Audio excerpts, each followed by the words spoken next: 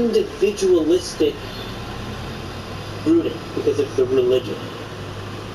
And then as a result, what Sri Lanka could never get right is some form of collective team action, right? And so it actually manifests primarily in this civil war that, you know, my father and my family and I, although I was really young, tried to escape, right? Because you have 20 million people on an island with no natural resources. It's kind of hot. It's really humid. What are you fighting over, right? And well, what people were fighting over were individual egos, right?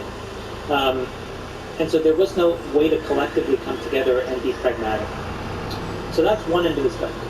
If you look at the other end of the spectrum, you had China, which for hundreds and hundreds of years, because of Confucianism, was very much a collectivist society, right? Where literally, I think when, you know, Nixon had that very famous sort of summit, I think with Deng Xiaoping, the whole idea was this, like, you know, everybody had the same haircut, right? It was a bowl haircut. Everybody had the same clothes.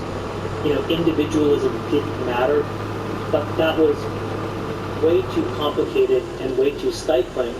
And if you push through the Tiananmen crisis after that, you got a more individualistic expression of Chinese Confucianism and a better manifestation of it. So those are the two polar opposites.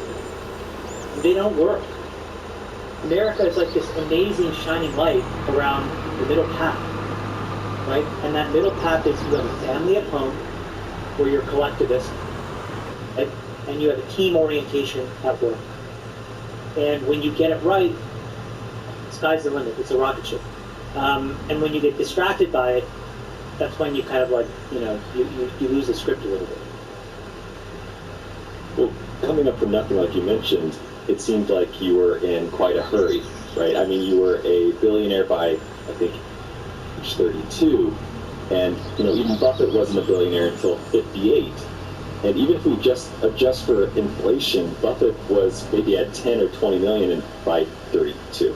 So you're well ahead of the game in this profession. And so what, I guess my question is, this is not, and in fact, to be honest with you, I had dinner with Buffett once, and he gave me a book to read called Super Money by Adam Smith. And that was the first time when I read that book about this concept of kind of peeling off equity.